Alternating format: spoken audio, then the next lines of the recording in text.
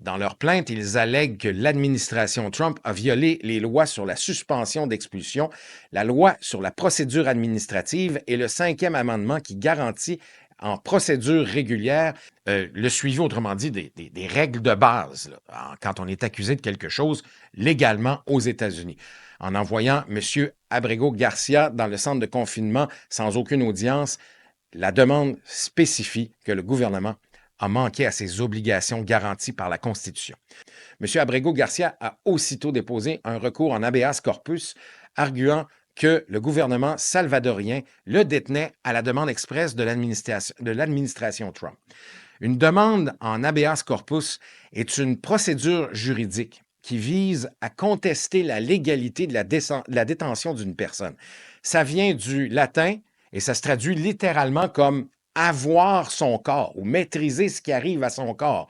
Alors, vous comprendrez que c'est une procédure qui consiste à contester vigoureusement l'incarcération sans juste cause. Mais revenons donc à l'administration Trump. Depuis son arrivée au pouvoir, Trump 2.0 s'est fait un blason d'honneur de réaliser ses promesses de déportation massive.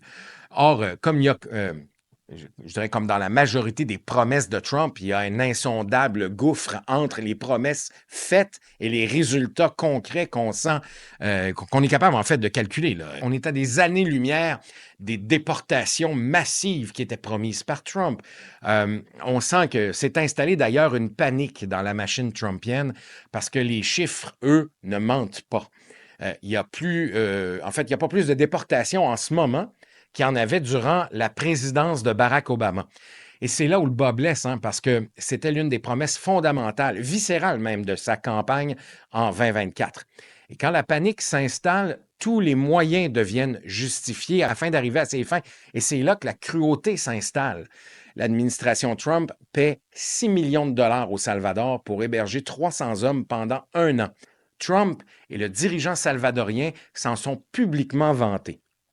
Autrement dit, Trump exporte les gens bruns qu'il ne veut plus en terre d'Amérique.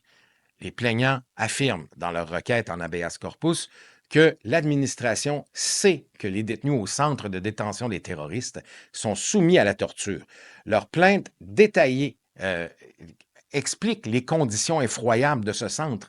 153 morts en 1 an, souvent par torture, par coup, par strangulation ou absence de soins médicaux, blessures, électrocution, infections non traitées, absence de fenêtres. Je vous rappelle que le Salvador, c'est sous les tropiques, là. Surpopulation, interdiction de visite, de lecture, d'exercice ou même quelques formes de sortie. Face à ces conditions, la famille de M. Abrego Garcia a demandé une injonction interlocutoire au tribunal fédéral du Maryland. Les plaignants notent que l'administration aurait pu légalement, faire appel de la suspension d'expulsion, aurait pu rouvrir la procédure, aurait pu l'expulser vers un autre pays que le Salvador, le seul pays pour lequel il était protégé par les tribunaux américains. Mais l'administration a choisi la réponse tough. Allons donc. Il n'allait tout de même pas choisir la réponse réfléchie et intelligente. Là. Non, c'était sûr que ça n'allait pas arriver. Comme le dit maître Devin James Stone, et chez qui j'ai puisé d'ailleurs beaucoup d'informations dans ce podcast, je l'en remercie, le podcast Legal Eagle, si vous voulez aller vous informer sur le droit américain, c'est très solidement fait. Peut-être que M. Garcia est membre de MS-13, le MS-13, là. Peut-être pas, parce que n'oubliez pas que c'est l'une des allégations qui est amenée par l'administration pour expliquer son expulsion et sa détention. Le problème, comme disait M. Stone, c'est qu'on n'en sait rien parce que l'administration n'a jamais essayé de le prouver devant un tribunal juste et équitable.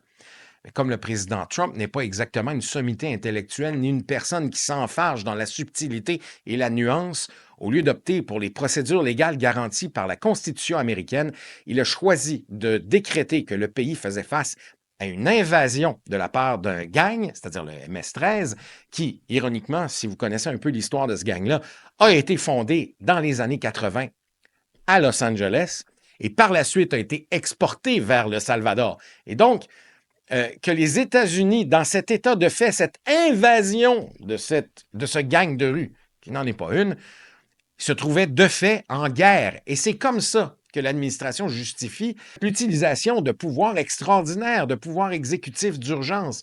Euh, dans le cas des immigrants vénézuéliens, c'est plus clair, ça. L'administration a évoqué le Alien Enemies Act. Vous l'avez probablement jamais lu, vous avez probablement jamais entendu parler de ça. Et c'est normal, c'est une loi qui a été adoptée en 1798, là, avant que le téléphone, la voiture ou même l'électricité n'existe. Bon, je vais réfléchir à ça 30 secondes. L'électricité existait, mais on ne l'avait juste pas vraiment découverte puis maîtrisée. Mais en tout cas, bon, je me comprends dans ma tête, là. Cette loi-là donne le pouvoir au président d'expulser, et là, c'est noir sur blanc dans la loi, là, en temps de guerre, des ressortissants étrangers originaires du pays en conflit avec les États-Unis. Cette loi, avant 2025, n'avait été évoquée que 3 fois. En 1812, dans la Première Guerre mondiale et durant la Deuxième Guerre mondiale.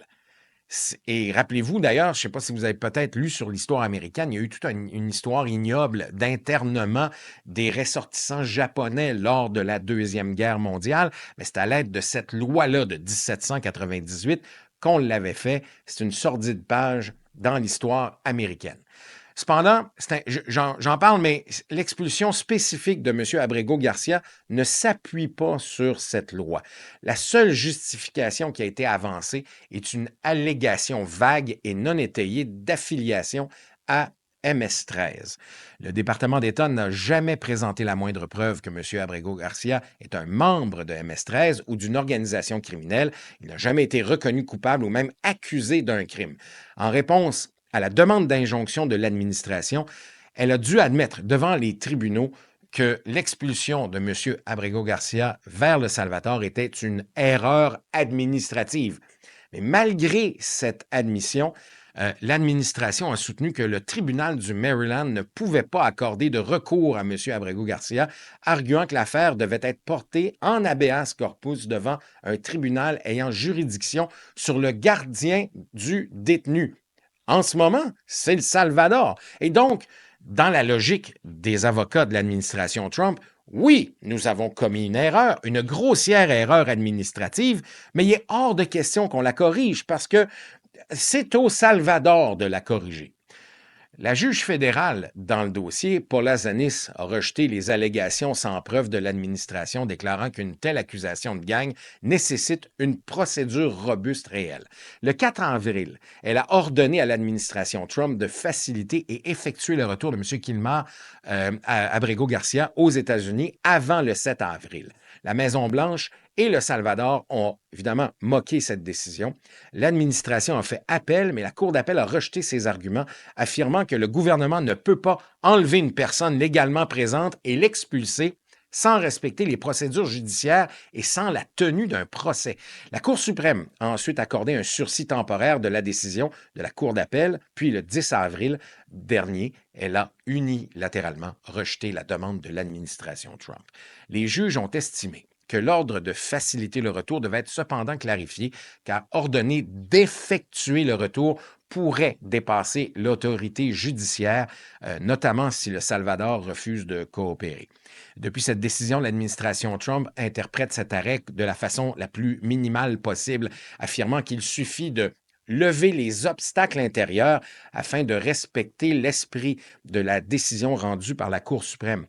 Les juges progressistes ont critiqué l'administration pour ses violations de la procédure régulière et ont rappelé que l'argument du gouvernement reviendrait à permettre la déportation de n'importe qui, y compris des citoyens américains, sans conséquences juridiques, tant que cela se fait avant l'intervention d'un tribunal. La juge Zenis a rapidement modifié son ordonnance, exigeant que l'administration fournisse les détails sur la situation de M. Garcia et les démarches entreprises pour le rapatrier sous peine de mesures supplémentaires. L'administration s'est largement traîné les pieds, fournissant des réponses vagues, ce qui a conduit la juge à exiger des rapports quotidiens sur la localisation et le statut de M. Garcia, ainsi que sur les démarches entreprises pour son retour.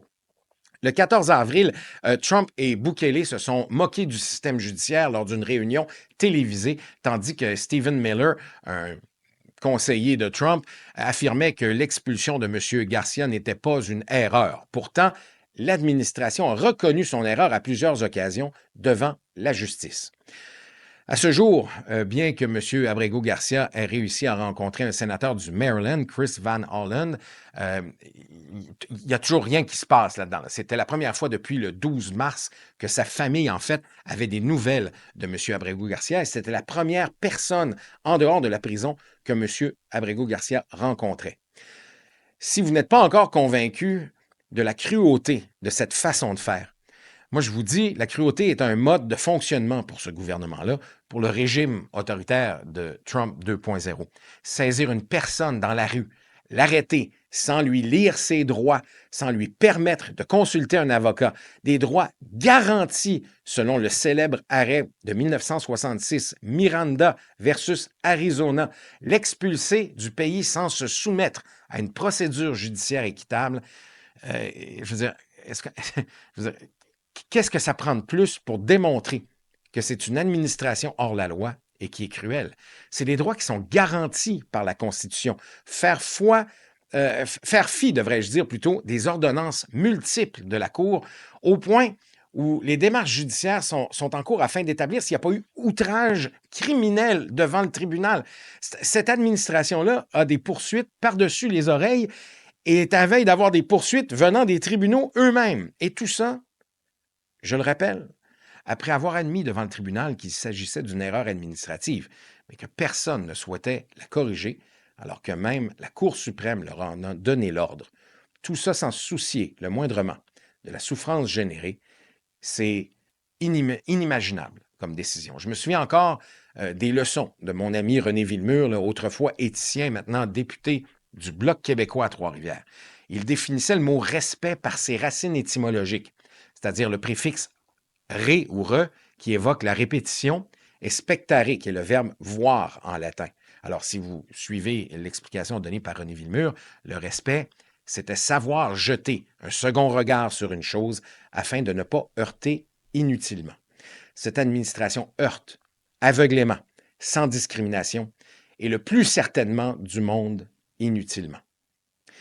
Je tiens absolument à remercier François Petitgros et Max Dorval, sans qui la réalisation de ces vidéos serait impossible. Merci d'avoir été là jusqu'au bout. Elle était plus longue, celle-là. Vous êtes formidables. On apprécie vos commentaires. Merci de partager, de vous abonner, de cliquer sur j'aime. Vous le savez, on est un petit peu esclave des algorithmes et ça nous aide. Je vous inviterai donc à faire ces quelques gestes et qu'on bâtisse une certaine communauté pour discuter de la politique américaine. Ça ne sera pas toujours sur Trump, je vous le promets, mais ces temps-ci, il y a tellement de nouvelles, ça arrive tellement vite, on n'a pas le choix. Portez-vous bien et à la prochaine.